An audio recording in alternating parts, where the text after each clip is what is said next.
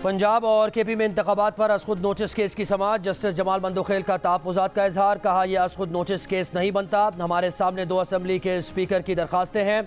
असखुद notice justice Ejazul Ehsan और justice Mazahir Naqvi के note पर लिया गया। कुछ ऑडियो सामने आई हैं। ऑडियो में आबिद ज़ुबैरी कुछ जजेस के हवाले से बात कर रहे हैं। इन हालात में उनकी राय में ये केस 184(3) का नहीं बनता।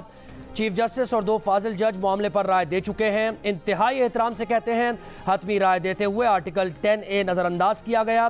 चीफ जस्टिस ऑफ पाकिस्तान ने रिमार्क्स दिए। जस्टिस जमाल बंदोखेल के सुओ मोटो नोटिस और बेंच की तश्कील पर तहफ़्फ़ुज़ात रिकॉर्ड कर लिए हैं।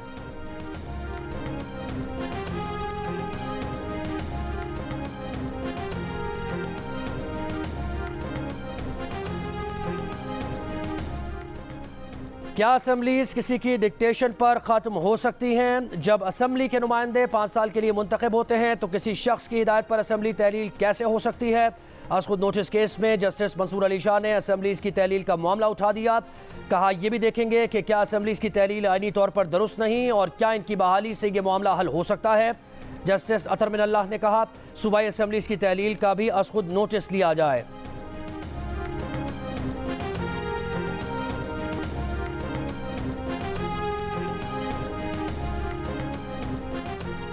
देखा जाएगा कि इलेक्शन की तारीख देना किसका इख्तियार है। चाहते हैं इंतखाबात आइन के मुताबिक हों, आइन की खिलाफ वर्जी बर्दाश्त नहीं करेंगे। पंजाब और केपी में इलेक्शन से मुताल्लिक असखुद नोटिस में चीफ जस्टिस ऑफ पाकिस्तान के रिमार्क्स।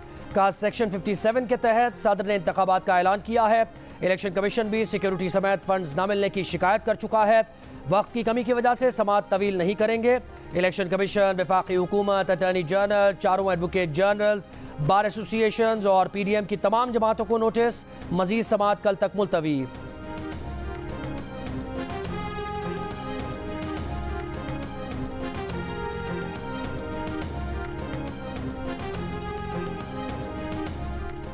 इंतखाबात से मुताल्लिक असखुद notice case. Pakistan bar council का जस्टिस काजी फाइज ईसा और जस्टिस सरदार तारिक मसूद को भी बेंच में शामिल करने का मुतालबा। एलामिया में कहा गया है कि दोनों जजेस की बेंच में शमूलियत से गैर जानिबदारी का तासुर आएगा। अवाम और वकला बरादरी समाअत पर सवाल नहीं उठा सकेंगे। तवक्को करते हैं कि जस्टिस मज़ाहिर अकबर नकवी रज़ाकाराना तौर पर बेंच से अलहदा हो जाएंगे। सुप्रीम कोर्ट के चीफ जस्टिस उमर अता बंदयाल ने कल पंजाब और केपी में इंतखाबात पर असखुद नोटिस लेकर 9 रुकनी बेंच तश्कील दिया था।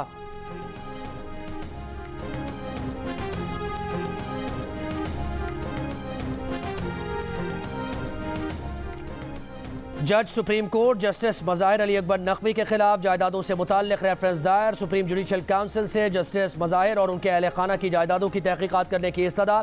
रेफरेंस में कहा गया है कि जस्टिस मज़ाहिर अकबर नकवी के असासे 3 अरब रुपए से ज़ायद मालियत के हैं। उनका फेडरल एम्प्लॉइज़ हाउसिंग सोसाइटी में 1 canal, supreme court housing society में 1 कैनाल, गुलबर्ग 3 लाहौर में 2 कैनाल, 4 मरले, सेंट जॉर्ज पार्क और लाहौर कैंट में 4 कैनाल का प्लॉट है।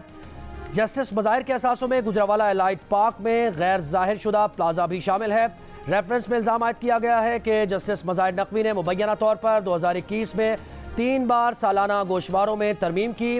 गोशवारों में तरमीम गुजरावाला DHA में घर की मालियत एडजस्ट करने के लिए की गई। पहले घर की मालियत 47 लाख, फिर 6 करोड़ और फिर 72 करोड़ जाहिर की गई। सेक्रेटरी सुप्रीम जुडिशल काउंसिल को रेफरेंस मियां दाऊद एडवोकेट की जानिब से भिजवाया गया है।